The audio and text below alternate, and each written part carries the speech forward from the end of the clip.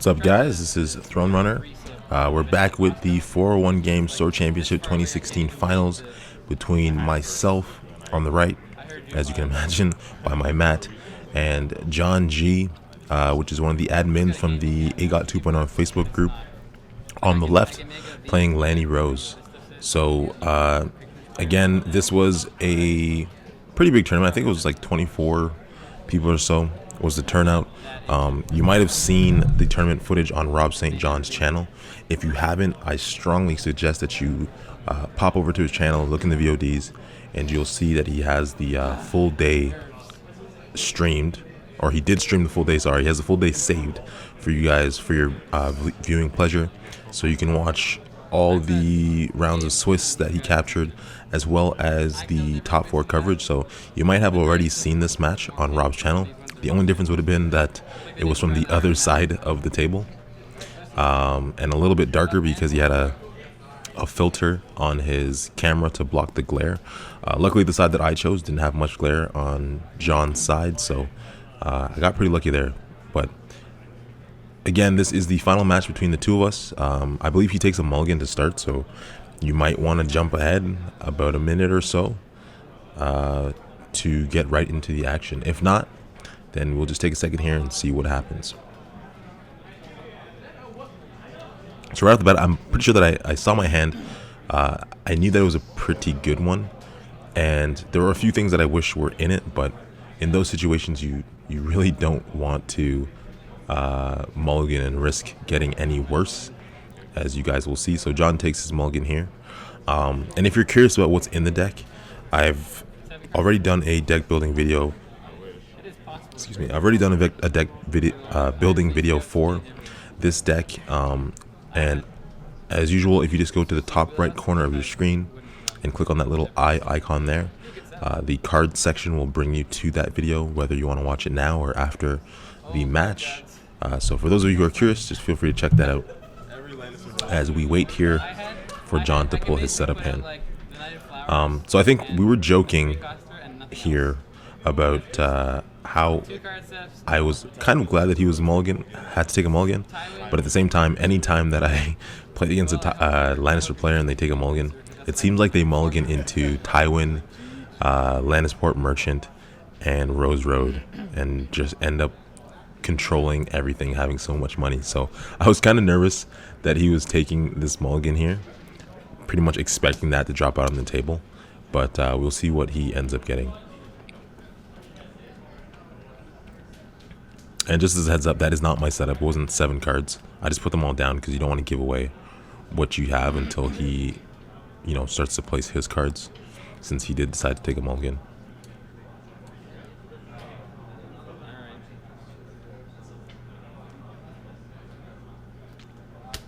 Here we go. So he's got 2 cards, and I think I had 4. 2, 3, 4. We'll see. Yep. Oh god, it's not those ones? So I've got Blackwind's Crew, Alanis Greyjoy, and Fishmonger, as well as the Sea Tower Reducer. And he's got Marjorie Tyrell, Knight of Flowers, and that is it as we draw back up here.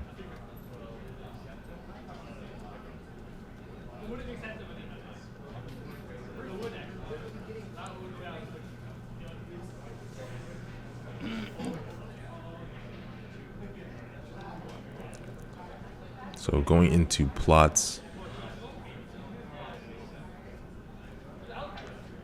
I don't know if it's like this in every other meta, but it seems for the most part in Toronto, plot 1 is very commonly a noble cause. So we've seen some people try to take advantage of that in playing naval superiority on turn 1, but that could have some ramifications as to how your game plays out if you're playing naval just to cut out their noble but don't have a great setup.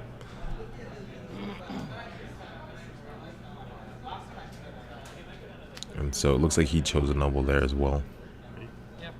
Yep, so we've got double. Giant sigh of relief that you didn't flip over naval. I was less worried about Mark.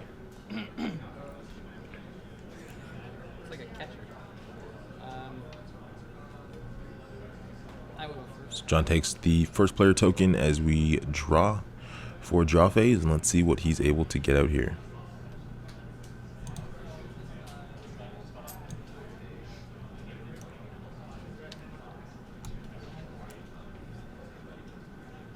So he dupes Marjorie Tyrell.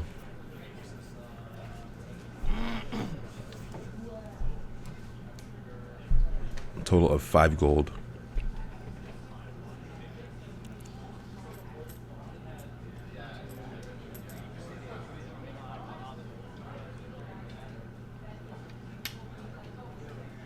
Spends 1 for the Garden Keeper, reduces by 1, and pays for the big boss Randall. So for me, I know that he kind of whiffed on his setup, but staring at those 3 across the table kind of had me worried a little bit, I'm not going to lie. 2 renowns on the board. Marjorie's going to stand Randall. So you got to start playing around that already. KOF only takes, if he's by himself, makes you pull in just 1 defender. So I think at this point, his board is pretty good. As I reduce by 3, 4, 5, 6 with my plot. And play Balin out for free.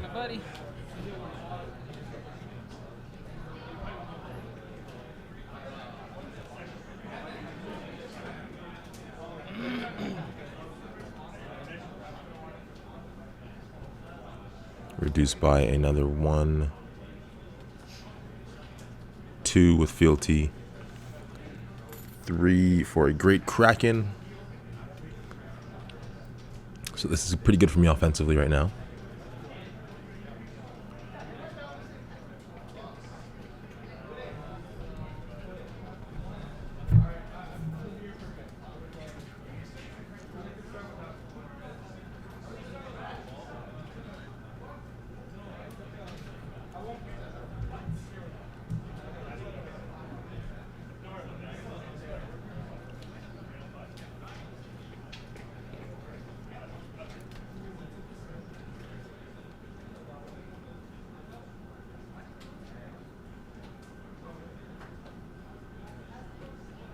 And finally, Maester Windermere for 2, and I believe banking 1.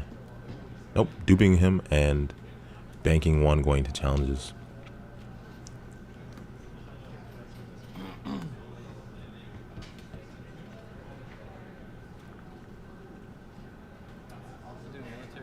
He's got a military 5 with Randall Tarley.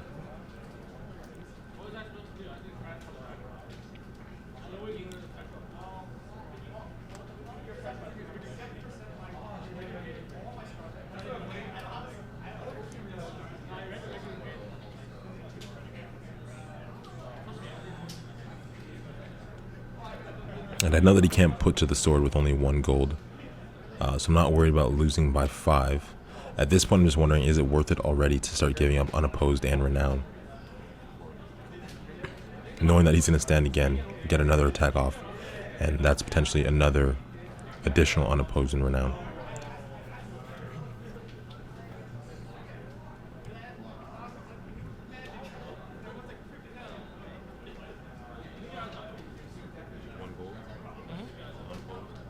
So I let it go unopposed and claim, or no reactions. Claiming the Maester Windermere dupe. Very happy that I had that in my hand to keep my board ready for the counterattack. And also to keep my reducer for next turn. I think most people would probably just claim the Fishmonger. But for me, Maester Windermere is expendable. The Fishmonger is going to help me get out what else is in my hand or whatever I might draw off of Great Kraken as he passes turn.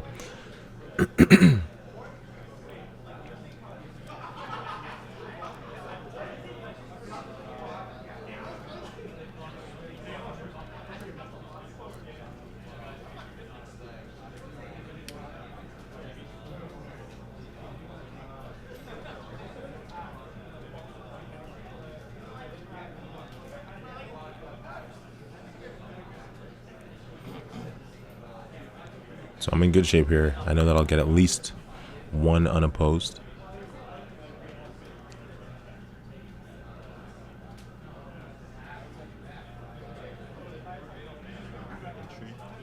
So Intrigue 2 with Alanis. That'll be unopposed. Unopposed.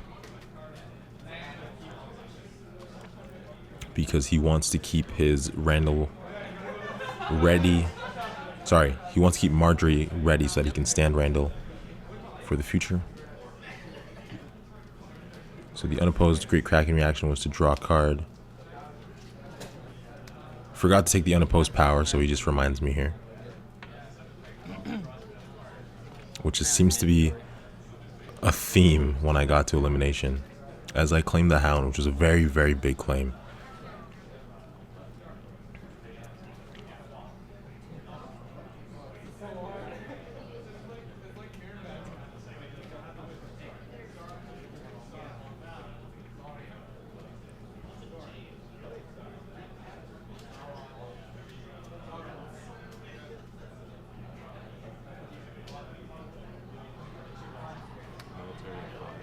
Military of 5, Stealthy Knight of Flowers.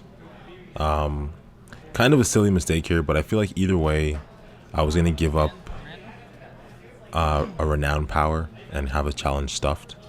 So I don't feel too bad about that one. And really, he would have just claimed either the dupe or the reducer. No Kraken's grass this time. I'll take renown. And so Randall gets his renown, and now I'm free to get a unopposed power challenge off. In which case, I should have thrown in the Blackwind's crew, because I was going to lose dominance anyways. Might as well try to get that pillage. Unopposed. So that goes unopposed.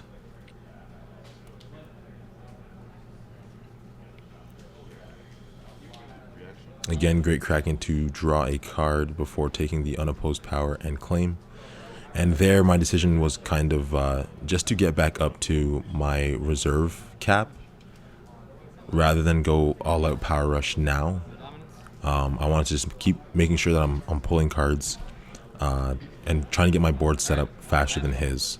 And that's the benefit of having Great Kraken out with Balin so early, is that it allows you to get your side of things set up a lot quicker than your opponent, for the most part. So going into plot 2, we're tied 3-3. Still a very close game. Could go either way at this point.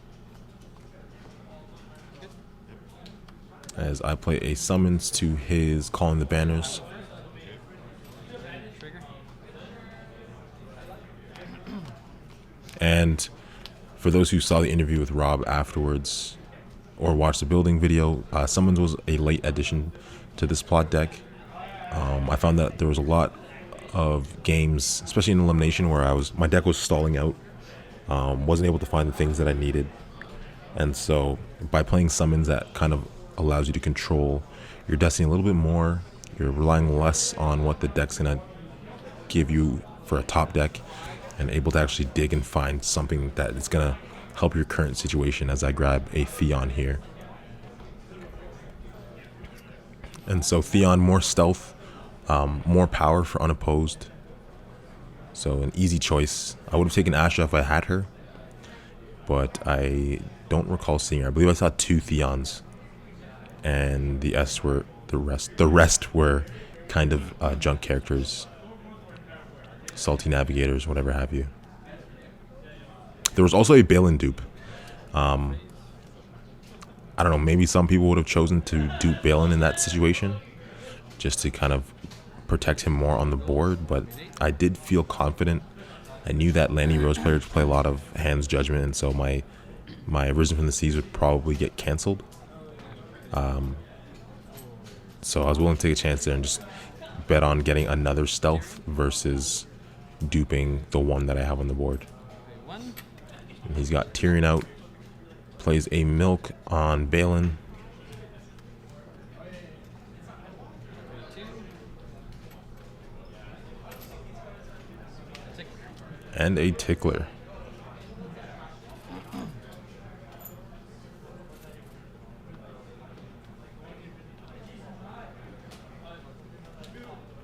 The Great Kraken duped. Here to stay. Not that I think that he was playing Put to the Torch or Political Disaster or anything, but might as well just get it out there if you can.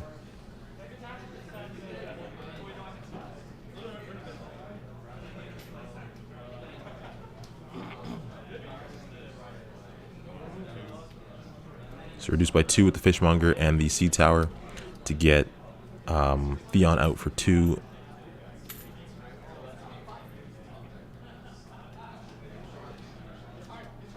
And 1 for a Seastone Chair. Good times. And Seastone Chair is great in this situation because now he can't just do whatever he wants on offense. He's really got to consider what are his options to get the most out of offense and also have enough to defend and not give up unopposed military with 2 stealths out and a Balin. So he's lucky here because he's got 3 stealth icons on the board. However, the Tickler won't contribute until, that is, he boosts the Tickler with Marjorie. So he's very, very limited in what he can do here. Intrigue challenge? We've got an Intrigue of 4 with Tyrion. He wanted to stealth Balin, but Balin has stealth, so he stealths Blackwind's crew instead. And that's just blatantly telling me that he wants me to kneel out my Intrigue icon. And a lot of times when my opponent does that, pretty much forcing me to kneel out my Intrigue, that's when I don't do it, because now I'm thinking that he has something decent in his hand. As he grabs my Risen from the Sea, which was part of the reason why I did not dupe Balin. So I was kind of sweating there. Before he claimed that, I was just praying not to hear the word reaction and tears of Lys. Tears of Lys, sorry. But we made it out alive. So he's got 2 challenges left. 3 military icons.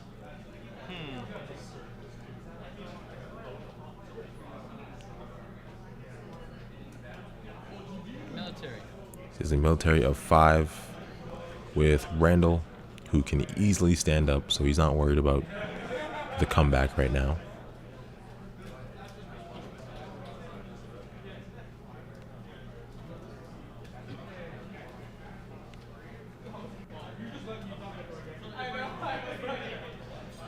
So again, the question arises, where is it worth giving unopposed, losing my Fishmonger, but then that's 2 power, 1 for renown, 1 for unopposed?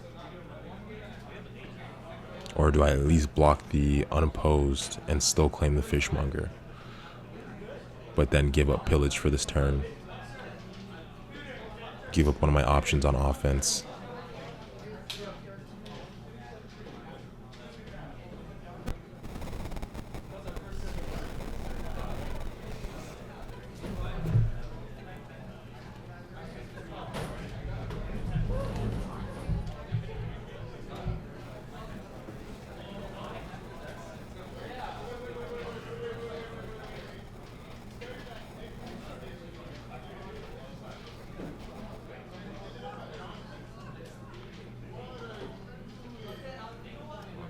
Finally decide to block the unopposed.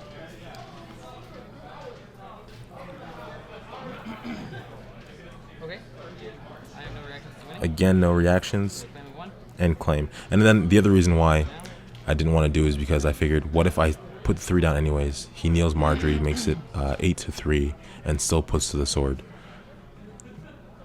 Then it would feel like a waste. So those were the 2 things that were going through my mind. Even though some would say it was a small gain to get him to kneel Marjorie, to play the put to the sword.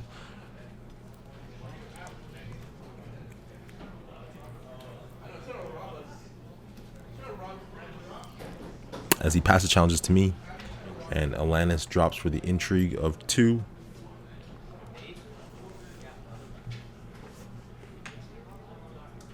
So this is where he tells me if he has something great in his hand or not. Is he willing to block and lose the challenge with the Tickler? Or does he want to just outright win it with Marjorie and leave Randall Tarley knelt?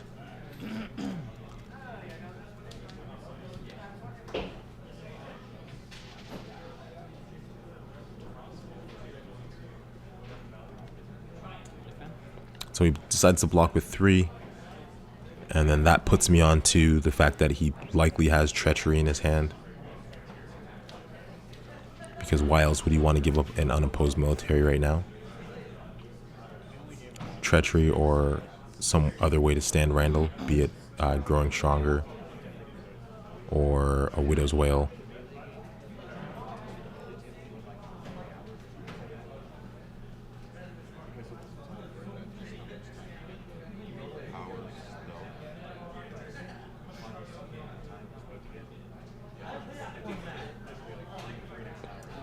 So we got a power challenge, which goes unopposed.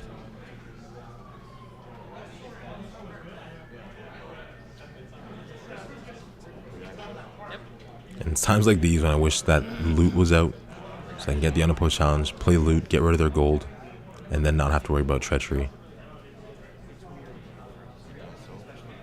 But he blocks the We Do Not Sow because I decided to give up on the unopposed military.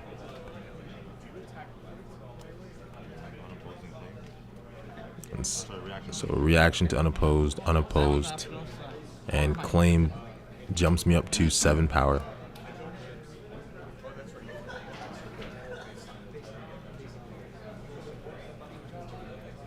And I guess technically I could still do the, now that Marjorie's knelt, military with Balin stealthing the Knight of Flowers. It won't be unopposed, however, because Balin's milked. And I guess that makes sense as to why he wouldn't worry about just having the 2 icons. Because the tickler can now oppose that. So there's another reason.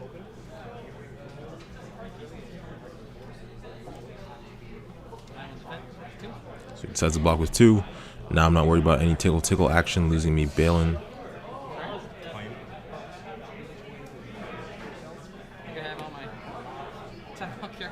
As the reducer gets claimed. And he takes Dom. So 7-5, sorry.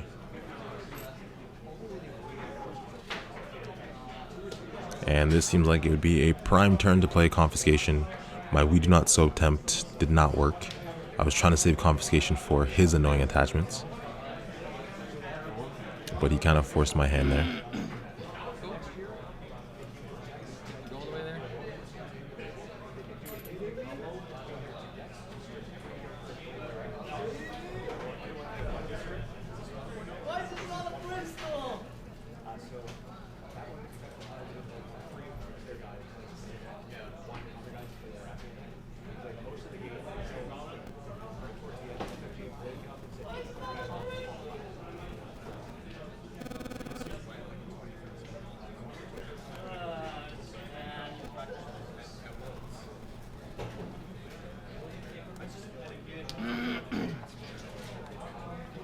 And so we've got Confiscation to Counting Coppers.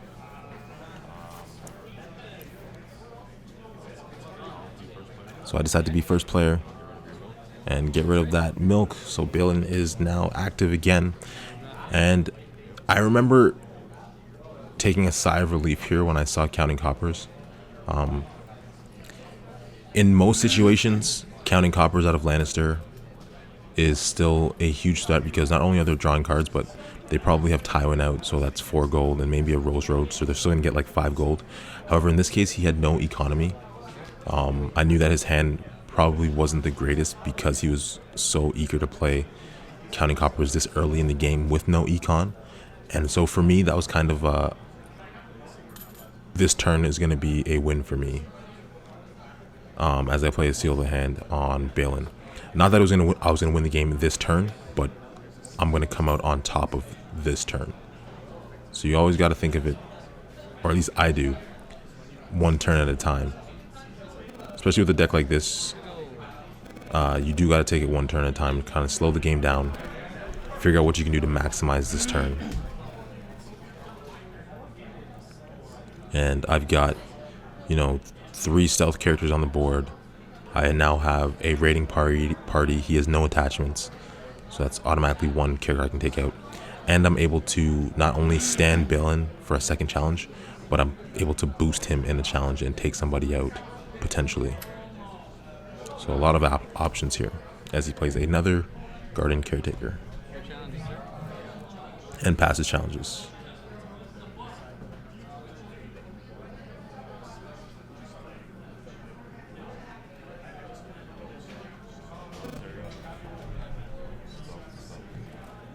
We got a military challenge stealthing Randall and KOF. He's not milked anymore. And even if he was, you got the. Unopposed. So that goes unopposed. Okay. Is that big difference? Well, because I wouldn't be able to do it until I declare another challenge. It's an action window before the challenge, so you could do it before. You could do it and then just do it back. In that case, it doesn't matter. It matters with what's it called? Hearthbane, because Hearthbane is a participating character. Okay. I'm just going based on That's cool. No problem, man. So unopposed, this is the action. So now we're starting to use the Great Kraken for some power. So Great Kraken power. Yep. Theon reaction power. Pushing me up to 9. Attempting to see Stone Chair, but he interrupts it. And again, this is a turn where I screw up and forget to take the power for unopposed. Because I was just so focused, tunnel vision, as I grab Renown, so tunnel vision on killing Randall that I just completely whiffed on taking my unopposed power first. And I mean, I could blame it on, again, being tired. It was a long day, but that's something that you've got to remember. That would have had me at 11-5 and maybe in range to take a W. If you think of unopposed, B12, Renown on Balin B13, the unopposed power from Great Kraken 14, and then potentially an unopposed Intrigue could have been the win, maybe. Although I doubt he would let that happen with 3 Intrigue icons on the board. But either way, you got to remember that, because that could be game changing.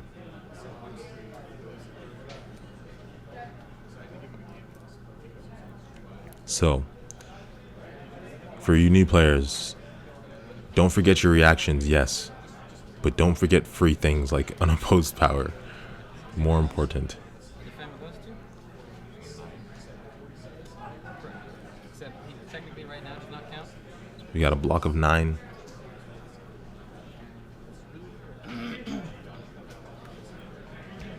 Raiding Longship to remove Okay. KOF, forcing Tyrion to get boosted.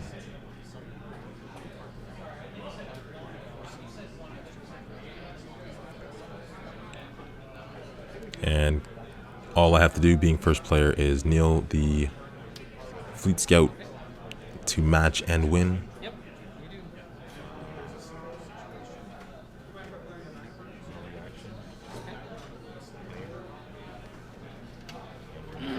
Claim around, pushing me to 12. It's definitely a quick game so far.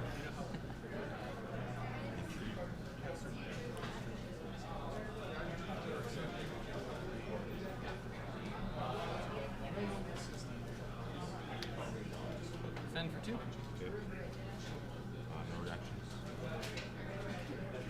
So he blocks with 2, still get claim. And Jaime Lannister. So I heard a lot of people in the chat were saying Alanis for MVP because she took out Jaime and she took out the Hound. Power challenge of 5. Power challenge of 5 with Randall, which I can't win, but I might as well just oppose it and take Dom.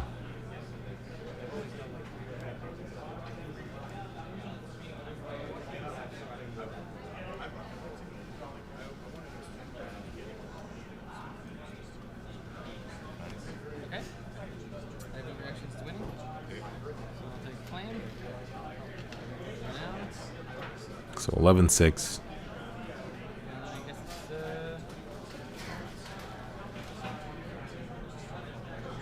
you're done. And Dom to me. So closing out the turn at What are you at now? 12-6. 12?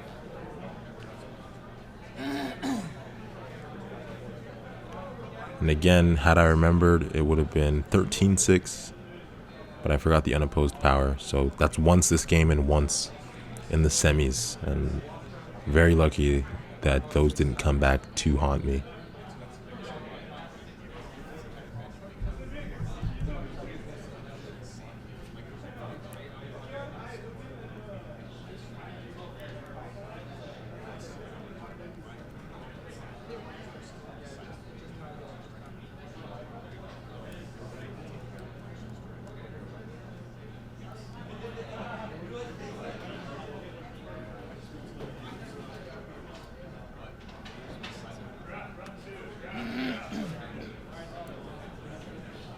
And I think he second guessed his plot here.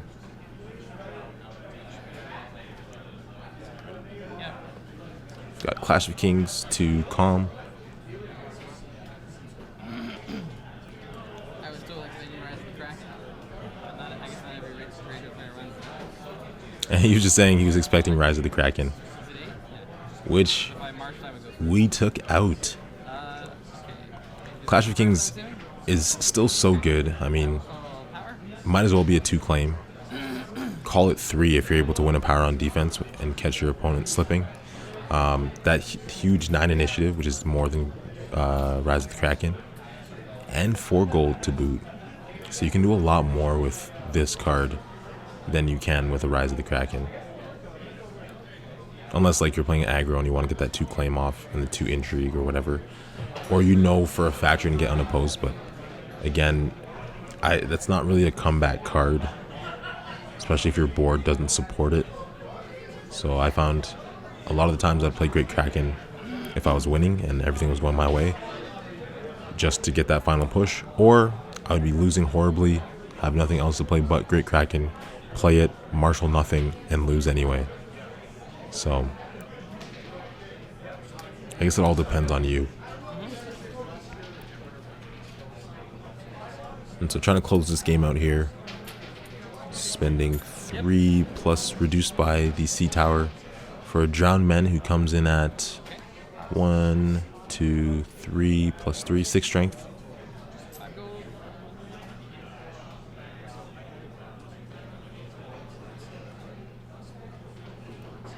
Pay 1 for King's Road.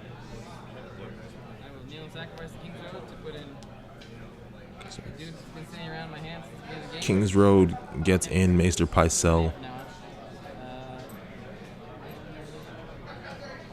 and I will pass on. and he passes marshaling with 4 gold.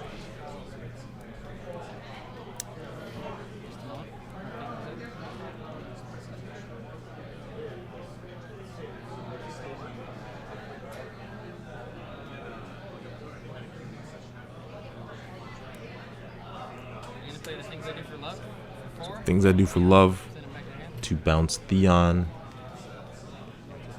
Do my best to cancel it, but he has a cancel for my cancel. And I don't have a cancel to cancel his cancel. But I know after the fact, he told me that he had another cancel. God. I canceled his So,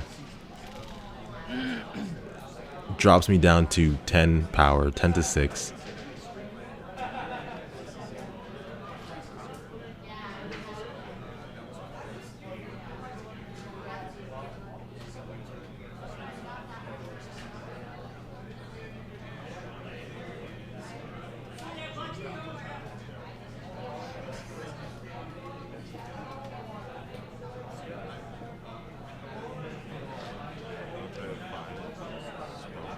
And we got a military 5 with Balin stealthing Randall Tarley.